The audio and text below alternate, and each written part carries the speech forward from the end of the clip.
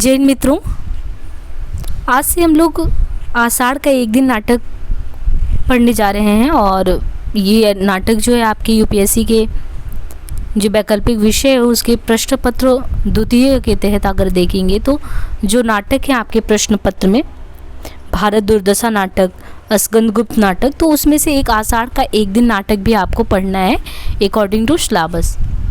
और अभी हमने हाल ही में देखिए कि गोदान को उपन्यास को फिनिश कर लिया है। गोदान के साथ हमने दिव्या भी फिनिश कर लिया। एक दुनिया समानांतर की कुछ कहानियाँ बची वो करा देंगे। बाकी आपने देखा कि प्रेमचंद जी की जितनी भी कहानियाँ थी लगभग वो सारी करा दी गई है। तो आप क्रमवार उन सबको पढ़ते रहिए। और ये उपन्यास अभी ये जो नाटक है आषाढ़ का एक दिन नाटक, आप देखते हैं कि ये मोहन राकेश जी द्वारा लिखित पहला नाटक है। और नाटक की दुनिया में एक ही उन्होंने नाटक पहले लिखा और बाकी उनका और भी है नाटक, लेकिन ये नाटक आते ही एकदम नाटक की दुनिया में तहलका मचा दिया। आप कह सकते हैं कि हिंदी साहित्य जगत में एक अद्भुत सितारा बन के ही आता है नाटक। क्यों? क्योंकि ये नाटक आपको देखने को मिलेगा ना कि जो आधुनिक जीवन के द्वंद्व है, आधुनिक जीवन के जो द्वंद्व है उस द्वंद्व को दिखाता है। यानी आज के समय की भी स्थिति में देखेंगे कि लगातार संबंध विच्छेद है या बहुत सारी समस्याएं होती हैं। मतलब एक तरीके से कह सकते हैं कि प्रामाणिकता जीवन की क्या मतलब है, जीवन के अस्तित्व का क्या अभिप्राय है कि नहीं है, या मैं क्या हूँ, या अगर कोई आत्मीय प्रेम कर रहा है तो उसकी एक निष्ठता प्रेम का उसको उसके एवज में उसको क्या परिणाम मिलता है। बहुत सारी समस्याएं, यानी रिश्तों की उलझन और खुद की प्रामाणिकता यानी खुद पर प्रश्न चिन्ह लगाना, ये सारी जो अनगिनत समस्याएं होती हैं आधुनिक युग की भी, वो सारे प्रश्न आपको यहाँ पे अंततः देखने को मिलेंगे। तो ये कह सकते हैं कि आधुनिक जीवन में जितनी भी विसंगतियाँ देखने को मिलती है, जो समस्याएं देखने को मिलती है, उपन्यास नाटक पढ़ते वक्त वो चीज़ आपको रियलाइज होगा। और एक तरीके से आपके सिलेबस में तो है ही, मनोरंजक तौर पे भी आप इसको बहुत अच्छे से ले सकते हैं। जीवन के कई दृश्यों को देखने को आपको मिलेगा। तो चलिए इस नाटक की जर्नी पे निकलते हैं हम। देखिए, Rajpal and Sons, Kashmiri Gate, Delhi, और यहाँ से है। इस नाटक का मंचन करने तथा इसको आंशिक या संपूर्ण रूप से उद्धृत करने के लिए निम्नलिखित पते पर पूर्व अनुमति लेना आवश्यक है। ऐसा करके है क्योंकि नाटक है तो आप देखते हैं।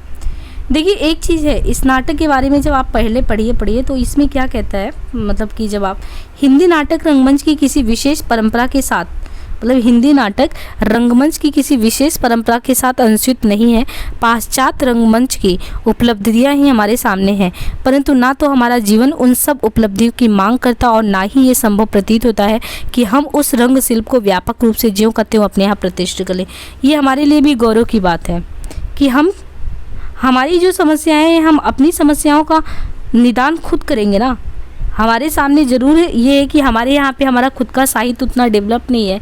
हमारे पास जो रंगमंचीयता वो पाश्चात्य यानी पश्चिमी सभ्यता है, क्योंकि ब्रिटिशर्स अपने ऊपर प्रशासन कर रहे हैं। तो हमारी जो लेखन शैली है, हमारे पे जो उनकी चाल ढाल है, जो हमने पढ़ा है, वो बहुत कुछ उनका था। लेकिन ऐसा तो नहीं है हमारे जीवन और पश्चिमी सभ्यता के जीवन एक जैसे होते हैं।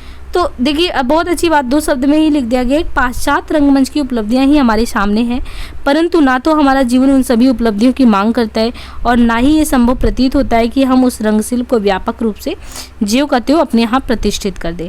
हिंदी रंगमंच के विकास से निसंदेह यह अभिप्राय नहीं है कि अत्याधुनिक सुविधाओं से संपन्न रंगशालाएं राजकीय अर्ध राजकीय संस्थाओं द्वारा जहां तहां बना दी जाए, जिससे वह हिंदी नाटकों का प्रदर्शन किया जा सके। ये है कि हमारे जो नाटक लिखे गए हैं, बताया गया है कि इसके लिए ऐसा नहीं कि आपको कोई रंगशाला बनाना है ना, स्पेशली बहुत व्यवस्था करना है। ये तो जीवन के ऐसे नाटक है कि जो जीवन में घटित हो रहे हैं। भाई, हम लोग भी तो रंगमंच के किरदार हुए ना। जीवन में तमाम समस्याएं घट रही है और एक परिवार का आप देखो तो वो आपके रंगमंच यानी जीवन के रंगमंच पे जो भी घटनाएं हो रही है, आप भी एक किरदार हो।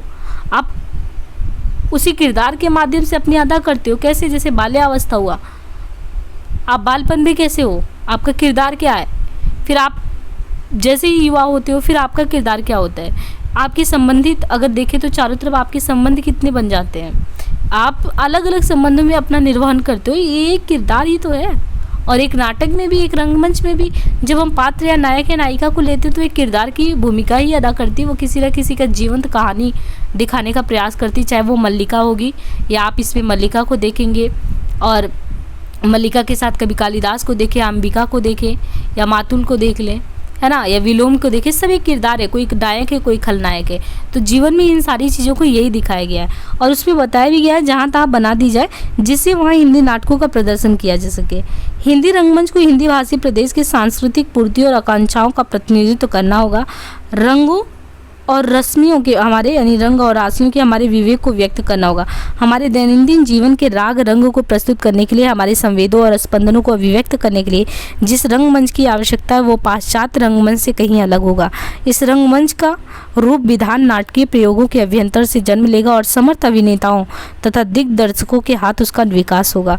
संभव ये नाटक उन संभावनाओं की खोज में कुछ योग दे सके, ऐसा 1958 मोहन राकेश जी द्वारा। अब देखिए ये भी समस्या होती है कि पात्र कौन है, तो देखिए आपको पात्र भी अच्छे से पता चल गया कि पात्र में कौन है। एक अंबिका होती है, अंबिका जो मल्लिका होती है, मल्लिका की माँ होती है अंबिका। और कभी कालिदास से इनका प्रेम संबंध होता है, कभी कालिदास सृजनशीलता आप कह सकते हैं सृजक होते हैं, कभी होते हैं और तमाम उनकी लेखनी होती है, मतलब आप कह सकते हैं कि कई साहित्य वो रचते हैं और बहुत ही ज़्यादा विख्यात होते हैं। अभी रघुवंशम हम कभी कालिदास की कितने ही पढ़ते हैं, रघुवंशम हो गया, मालविकाग्निमित्रम हो गया, या विक्रमोर्वशीयम हो गया, और बहुत सारे हैं जो उनके खुद के लेख होते हैं। और दंतुल करके है राजपुरुष, वो आता है इसमें आप देखो, मातुल कभी मातुल हैं, और निक्षेप ग्राम पुरुष होते हैं। देखिए ग्राम पुरुष में 2-3 लोग हैं, एक विलोम है एक निक्षेप है, लगातार किरदार में आते रहते हैं। बीच में वो राजा की तरफ से ये हुआ था कि कभी कालिदास को अपने यहाँ दरबार में बुलाने के लिए भेजा गया था, तो रंगनी संगनी का थोड़ा सा नागरी है, तो थोड़ा बहुत चर्चा होता, बहुत कम। बाकी अनुस्वार और अनुनासिक भी अधिकारी भी आते हैं उसी के साथ ही। बाकी खास तौर पे अगर यहाँ नायक नायिका और जो मेन किरदार जिनको ये खलनायक की भूमिका में, वो 3 ही लोग हैं। एक तो आप अच्छे से देखो मल्लिका है, और मल्लिका के साथ यानी मल्लिका हो गई और कालिदास हो गए। एक आप देखेंगे इसमें विलोम है, ये विलोम लास्ट तक रहते, विलोम ग्राम पुरुष, ये 3 लोग खास तौर पे इसमें किरदार जो अहम भूमिका में होते हैं। शुरुआत देखिए नाटक का। अब नाटक है तो भाई पर्दा वगैरह जैसे उठता है वैसे ही होगा। तो ये होता है कि पर्दा उठने से पूर्व हल्का हल्का मेघ गर्जन और वर्षा का शब्द जो पर्दा उठने के अनंतर भी कुछ क्षण तक चलता रहता है, फिर धीरे धीरे धीमा पड़कर विलीन हो जाता है। यानी जैसे पर्दा उठ रहा है, पर्दा उठने से पूर्व हल्का हल्का जैसे बारिश नहीं हो रही थी, बारिश जैसा मेघ गर्जन और वर्षा का शब्द जो पर्दा उठने के अनंतर तक कुछ क्षण, मतलब ऐसा लग रहा है कि ना वर्षा ऋतु का मौसम है, बारिश हो रही है ना, बादल बिल्कुल घुमड़ रहे हैं, बिल्कुल ऐसे ही इस तरीके से हो रहा है। और पर्दा धीरे धीरे उठता है, तो उधर बारिश की वो लग रही है, घुमड़ रहे हैं बादल, उधर पर्दा उठ रहा है धीरे धीरे धीरे। एक साधारण प्रकोष्ठ है, और साधारण प्रकोष्ठ यानी जैसे आपका घर है तो घर में आप देखो कि चिमनी वगैरह रखने के लिए प्रकोष्ठ हो गया, तो एक साधारण प्रकोष्ठ है, दीवारें लकड़ी की हैं परंतु निचले भाग में चिकनी मिट्टी से पोती गई हैं, बीच बीच में गेरू से स्वास्तिक चिन्ह वगैरह बने हैं। सामने के द्वार अंधेरी ध्योड़ी में खुलते हैं, उसके दोनों ओर छोटे छोटे ताक हैं जिनमें मिट्टी के मतलब कि मिट्टी के बुझे हुए दिए रखे हैं। ये कुछ इस तरीके से, क्योंकि ये घर का एक विन्यास बता रही हैं, तो मान लीजिए ये है कुछ, है ना। और आप देखिए कि यहाँ पे इस तरीके से मान लीजिए पर्दा है, पर्दा खुलना है। अब पर्दा खुल रहा है तो आप देखिए पर्दा खुलते ही आपको पीछे का दिखेगा ना कि कैसे पूरा घर कैसे बना हुआ है। तो कहीं पे आप देख रहे हैं कि चिमनी का प्रकोष्ठ है, कहीं पे घर पे आपको बहुत सारी चीज़ें देखने को मिल रही हैं। तो ये चीज़ें बताया गया है कि किस तरीके से घर का पूरा है। बाईं ओर का द्वार खुला है, दूसरे प्रकोष्ठ में जाने के लिए द्वार खुला होने पर उस प्रकोष्ठ में विद्युत तल्प का एक कोना ही दिखाई देता है। द्वार की किवाड़ भी मिट्टी से पोते गए और उन पर गेरू एवं हल्दी से कमल तथा शंख बनाए गए हैं। दाईं ओर बड़ा सा झरोखा है जहाँ से बीच बीच में बिजलियाँ दिखती है। प्रकोष्ठ में एक और चूल्हा है, आसपास मिट्टी है। अब देखिए अब यहाँ से नाटक शुरू होता है। ये तो पूरा वहाँ का बता दिया कि साज सज्जा, जैसे मंच पे नाटक खेलने वाले हैं तो उसका साज सज्जा कैसे है, जहाँ पे वो है कि किस तरीके से बारिश हो रही, साइड में पर्दा खुल रहा है। पर्दा खुलते ही आपको मल्लिका अंबिका का घर दिखता है। मल्लिका उनकी बेटी होती है। एक्चुअली मल्लिका जो होती है ना वो बाहर होती है, वर्षा ऋतु में भीग के आती है। अंबिका का ये घर का पूरा स्ट्रक्चर है कि किस तरीके से अंबिका वहाँ पे है। अब वो घर का देखिए अंदर का सीन ये बता रहे हैं कि कांसी के बर्तन सहेज कर रखे हैं। दूसरी ओर झरोखे से कुछ हटकर 3-4 बड़े बड़े कुंभ रखे हैं जिन पर कालिक मौर गई है, मतलब कालिक और जम गई है। उन्हें कूसा से ढककर ऊपर पत्थर रख दिए गए हैं। झरोखे से सटा एक लकड़ी का आसन है जिस पर बाघ छिले बिछी हैं। चूल्हे के निकट 2 चौकियां, उन्हीं में से एक पर अंबिका बैठी। अब देखिए इतने में पूरे इन्होंने बताया कि इतना तो आसपास का उन्होंने पूरा नज़ारा बताया, उसमें एक्चुअली अंबिका उनकी माँ वहाँ पे बैठी हुई है अकेले।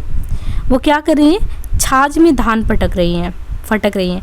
एक बार झरोखे से मतलब झरोखे को और देखकर वो लंबी सांस लेती है। एक्चुअली ऐसा लगता है कि किसी का इंतज़ार कर रही हो, फिर वो व्यस्त हो जाती है। पहले हो सकता है कि वो पहले जैसे होती है कि सामने छाछ में पटक रही हों वो चावल लेके इस तरीके से, और साइड में वो इंतज़ार कर रही है किसी का, क्योंकि मल्लिका तो बाहर है। और सामने का द्वार खुलता है और मल्लिका गीले वस्त्रों में कांपती ही सिमटती अंदर आती है। और आते ही अंबिका आंखें झुकाए व्यस्त रहती है, तो मल्लिका छड़बड़ ठिठकती है और फिर अंबिका के पास आ जाती है, अंबिका यानी उसकी माँ। अब देखिए वो आते ही क्या कहती है, वो आते ही अपने जो उसके अनुभव होते हैं उसको साझा करने लगती है। पर आप देखेंगे वो अपना अनुभव ज़रूर साझा करती है, लेकिन ये चीज़ ना पसंद उनको नहीं आता, उनकी माँ को। वो कहती है कि आषाढ़ का पहला दिन और ऐसी वर्षा, देखिए एक्सक्लेमेशन चिन्ह है। वो कहती है कि आषाढ़ का पहला दिन और ऐसी वर्षा माँ, ऐसी धारासार वर्षा, दूर दूर तक उपत्याएँ भीग गई, और मैं भी तो देखो ना माँ कैसी भीग गई हूँ। अंबिका उस पर सिर से पैर तक एक दृष्टि डालती है और फिर व्यस्त हो जाती है। मल्लिका घुटनों के बल बैठकर उसके कंधे से रख देती है। गई थी कि दक्षिण से उड़कर आती बकुल पंक्तियों को देखूंगी, और देखो सब वस्त्र भीगो आई हो। उसके केसों को चूम कर खड़ी होती हुई ठंड से सिहर जाती है।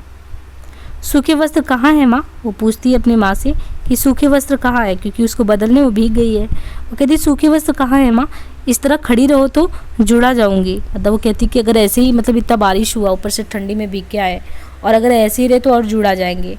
तुम बोलती क्यों नहीं। एक्चुअली वो बोल इसलिए नहीं रही थी क्योंकि वो नाराज़ थी। अंबिका आकाश की दृष्टि से उसे देखती है। अंबिका सूखे वस्त्र अंदर तल्प पर है। वो बोलती है कि सूखे वस्त्र जो है अंदर तल्प पर है। मल्लिका तुमने पहले से ही निकाल कर रख दिए हैं, तो अंदर को चल देती है।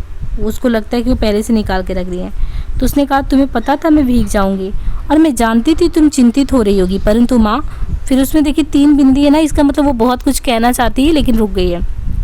द्वार के पास मुड़कर अंबिका की ओर देखती है। वो कहती कि मुझे भीगने का तनिक खेद नहीं है, भीगती नहीं तो आज मैं वंचित रह जाती। अब किस चीज़ से वंचित रह जाती, कह रही थी अगर मैं भीगती नहीं आज तो मैं वंचित रह जाती। द्वार से टेक लगा लेती है। चारों ओर धुआरे मेघ गिराए थे, मैं जानती थी वर्षा होगी, फिर भी मैं घाटी की पगडंडी पर नीचे नीचे उतरती गई। एक बार मेरा अंशुक भी हवा ने उड़ा दिया, फिर बूंदें पड़ने लगी। अंबिका से आंखें मिल जाती, मतलब बातचीत कर रही थी तो सामने ही थी वो, तो आंखें मिली जा रही थी, बात करते करते मिल जाती थी। बोली वस्त्र बदल लूँ, फिर आकर तुम्हें बताती हूँ कि क्या क्या घटनाएं हुई। अभी तो अंबिका को गुस्सा आ रहा है, फिर बता रही कि आती हूँ उधर से, फिर बताती हूँ कहानी क्या क्या हुआ। उसने बताया वो बहुत ही अद्भुत अनुभव था माँ, बहुत अद्भुत था। अंदर गई। अंबिका उठकर फटके हुए धान को एक कुंभ में डाल देती, घड़ा रहता है, और दूसरे कुंभ से नया धान लेती है। अंदर के प्रकोष्ठ से मल्लिका के सब सुनाई देते रहते, बीच बीच में उसकी झलक भी दिखाई देती, क्योंकि नाटक है ना जैसे पर्दा से साइड में। अभी क्या है कि नील कमल की तरह कोमल और आर्द्र वायु की तरह हल्का और स्वप्न की तरह चित्रमय, मैं चाहती थी उसे अपने में भर लूं और आंख मूंद लूं। मेरा तो शरीर भी निचुड़ रहा है माँ, कितना पानी इन वस्त्रों ने पिया है। ओह, शीत की चुभन के बाद उष्णता का ये स्पर्श। वो गुनगुनाने लगती है, गाना गुनगुनाने लगती है। वो गाती है कूले दल ने, ऐसा करके वो गाना गाती है। गीले वस्त्र कहाँ है, डाल दूँ यहीं रहने दो। वो पूछती है कि ये सब गीले वस्त्र हो गए हैं, डाल दूँ, और गुनगुना रही है। और गुनगुनाते हुए वो बाहर जाती है। कहती माँ आज की वे क्षण मैं कभी नहीं भूल सकती, सौंदर्य का ऐसा साक्षात्कार। अभी वो उसका विवरण दे रही है कि सौंदर्य का ऐसा साक्षात्कार मैंने कभी नहीं किया, जैसा वह सौंदर्य अस्पृश्य होते हुए भी मांसल हो। मैं उसे छू सकती थी, देख सकती थी, पी सकती थी, तभी मुझे अनुभव हुआ कि वो क्या है जो भावना को कविता का रूप देता है। मैं जीवन में पहली बार समझ पाई कि क्यों कोई पर्वत शिखरों को सहलाती मेघमालाओं में खो जाता है, क्यों किसी को अपने तन मन की अपेक्षा आकाश में बनते बिरते चित्रों का इतना मोह रहता है। क्या बात है माँ, इस तरह चुप क्यों हो। तो देखिए वो अपना अनुभव साझा कर रही है कि उसको लगा कि आज जो वर्षा का था वो तो सामान्य लोगों की सामान्य हो, जिनको लिखना होता है तो उसमें सृजनशीलता तक आ जाती है। जो भावनात्मक जुड़ाव के साथ है, प्रकृति के साहचर्य के साथ है, उनमें एक अलग ही अप्रतिम छटा देखने को मिलती है। आज इसको भी एकदम अलग ही आनंद का अनुभव हुआ, वो अपना साझा कर रही है।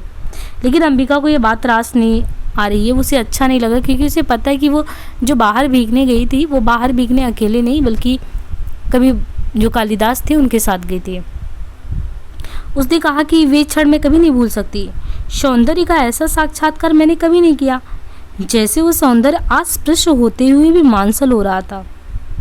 मैं उसे छू सकती थी, देख सकती थी, पी सकती थी, तभी मुझे अनुभव हुआ कि वो क्या है जो भावना को कविता का रूप देता है।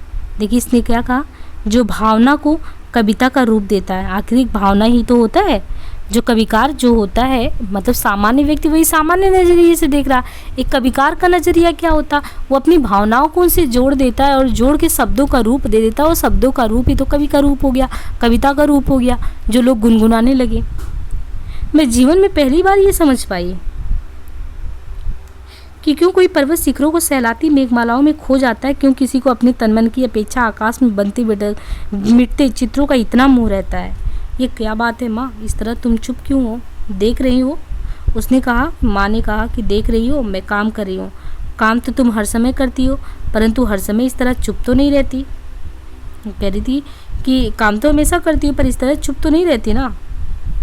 मल्लिका इस तरीके से अपनी माँ से बोली। अंबिका के पास आ बैठी वो। अंबिका चुपचाप धान फटकती ही जा रही थी। मल्लिका उसके हाथ से छाछ ले ली। मैं तुम्हें काम नहीं करने दूंगी, मुझसे बात करो, बात क्यों नहीं कर रही हो? अंबिका ने बोला।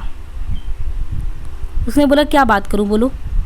मल्लिका ने बोला कुछ भी कहो, मुझे डांटो कि भीतर क्यों आई हो, ये कहो कि तुम थक गई हो इसलिए शेष धान मैं फटक दूँ, ये कहो कि तुम घर में अकेली थी इसलिए तुम्हें अच्छा नहीं लग रहा था। माँ अंबिका जो थी, मुझे सब अच्छा लगता है, क्योंकि उसे तो गुस्सा आ रहा था। उसने बोला सब मुझे अच्छा लगता है। छाछ उससे ले लेती है। और मैं घर में दुकेली कब होती हूँ? उसने कहा उसकी शिकायत भी है कि जब तुम रहती हो तुम तो घूमती रहती हो, मैं दुकेली कब घर में होती हूँ?